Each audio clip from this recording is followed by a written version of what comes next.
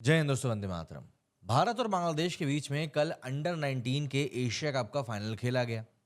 भारत से उम्मीद की जा रही थी कि भाई वो इस मैच को बहुत ही आराम से जीत लेगा, लेकिन लास्ट टाइम की चैंपियन रही बांग्लादेश की टीम ने एक बार फिर से भारत को शॉक करके इस टूर्नामेंट के ऊपर कब्जा कर लिया।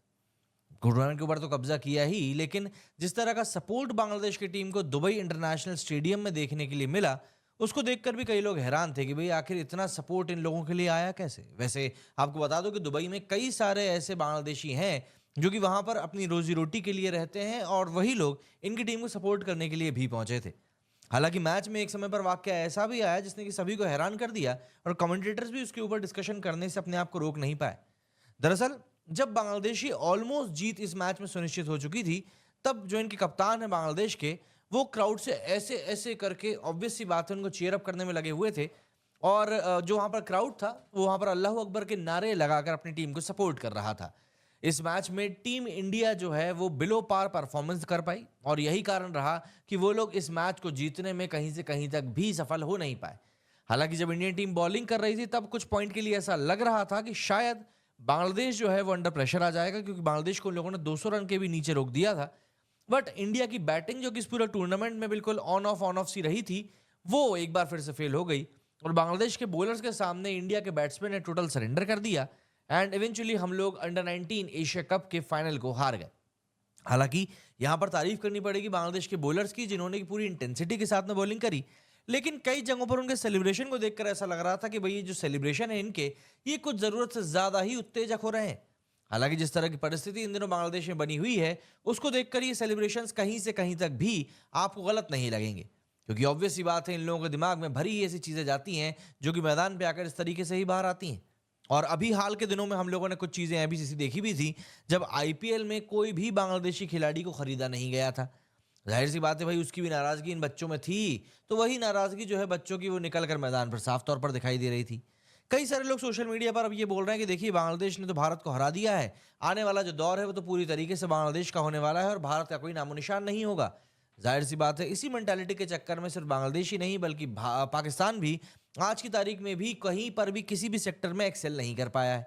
और यही कारण है कि आज तक ये लोग सिर्फ और सिर्फ दूसरों के मोहताज के ऊपर बैठे रहते हैं कि कोई कुछ कर करू दे तो भाई हमारा भी घर की रोटी पानी चल जाए।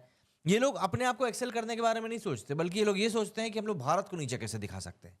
कुछ नहीं कर सकते इन लोगों की इस मेंटालिटी का। आपको जरा पूरी खबर बताता हूँ कि क्या कुछ हुआ है इस मैच में। दरअसल जब भारत के कप्तान मोहम्मद आमीन इस मैच में उतर रहे थे, तब हर कोई यही मान रहा था कि इंडिया जो है इस मैच को जीत लेगा। लेकिन जो कहानी है वो कुछ और ही निकल कर आई, और बांग्लादेश ने भारत को करीब 59 रनों से फाइनल के मैच में हरा दिया। जो बैटिंग लाइनअप था इंडिया का वो बुरी तरीके से फेल हो गया, और वो एक 199 के बिलो पार स्कोर को भी चेज करने में बुरी तरीके से नाकाम रहा, और बांग्लादेश ने एक शानदार जीत वहां पर दर्ज करी। जो क्राउड था उसका टर्नआउट काफी सरप्राइजिंगली बांग्लादेश के फेवर में रहा, और वो काफी ह्यूज नंबर में भी वहां पर उनको सपोर्ट करने के लिए आए थे। पूरे गेम के दौरान वहां पर बैठी हुई जनता जो थी वो अल्लाह अकबर के नारे लगाती रही, और स्टेडियम को वहां पर एक इस तरीके से फील करवा रही थी कि भाई ये कोई जंग का मैदान हो।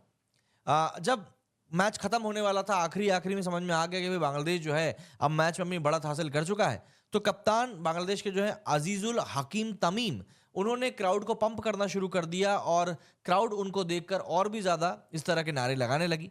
फैंस ने भी भाई अपने कप्तान की बात को देखा और उन्होंने इसी तरीके से काम किया, और कमेंटेटर्स इस बात को सुनकर नोटिस किए बिना रह नहीं गए कि भाई ये क्या चल रहा है। पहले श्रीलंका के जो ऑफ ब्रेक बॉलर थे रोशन अभयसिंघे, उन्होंने कहा कि क्या ये क्राउड को और भी ज्यादा मतलब पंप करने की कोशिश कर रहा है। खैर जो भी कर रहा है बढ़िया कर रहा है। वहीं पर इंडिया के पुराने पेसर रह चुके अतुल वसन भी कमेंट्री कर रहे थे। उन्होंने कहा कि ये कोई बच्चे नहीं है, इन लोगों को तो पता है कि भाई किस तरीके से क्राउड से खेलना है, ये तो टोटली मैच्योर लोगों की तरह गेम खेल रहे हैं। वहीं पर अगर मैं मैच के बारे में बात करूं, तो इंडिया ने टॉस जीता और पहले बांग्लादेश को बैटिंग के लिए बुलाया। जिस तरीके से बांग्लादेश ने बैटिंग करी, वो 49 ओवर में ही ऑल आउट हो गए, एंड उन्होंने 198 रन ही बोर्ड पर टांगे। मोहम्मद रिजवान हुसैन जो था उनके लिए टॉप स्कोरर रहा, जिसने कि 47 रन बनाए 65 बॉल्स में। इंडिया के लिए बात करें तो युधाजीत गुहा, चेतन शर्मा और हार्दिक राज 2 विकेट लेकर गए, तीनों ने 2-2 विकेट लिए। मैच के आधे में मैच में ऐसा लग रहा था कि इंडिया जो है इस पूरे टारगेट को बहुत आसानी से चेज कर लेगा, लेकिन ऐसा हुआ नहीं। कोई भी इंडियन बैटर जो है स्टेप अप कर नहीं पाया, और जो वैभव सूर्यवंशी जिनके बारे में बहुत बातें चल रही हैं, जो कि आईपीएल में बिके हैं 1 करोड़ रुपए में, 13 साल के हैं महज, वो भी 9 रन पर चलते बने। इंडिया जो था वो बहुत जल्दी ही उसके 92 पर 7 विकेट गिर चुके थे और ये सब 27 ओवर में ही हो चुका था। जितनी भी होप्स थी वो स्किपर मोहम्मद अमान के ऊपर थी जिन्होंने 26 रन बनाए एंड उनका विकेट भी 32 ओवर में गिर गया और उसके बाद कुछ बचा नहीं था भारत के लिए एंड इवेंचुअली इंडिया 139 के ऊपर 36 ओवर्स में ही ऑल आउट हो गई और मैच को 59 रन से बांग्लादेश जीत गई। तो जाहिर सी बात है भाई, बांग्लादेश के क्रिकेट इतिहास में ये एक वाकई में बड़ी जीत है और जिस तरह का माहौल इन दिनों बना हुआ है बांग्लादेशियों को वाकई में ये जीत काफी पसंद आएगी। क्या कहना चाहेंगे आप लोग इस बारे में? कमेंट करके जरूर बताइएगा। मेरे इस वीडियो में फिलहाल इतना ही। जय हिंद, जय भारत।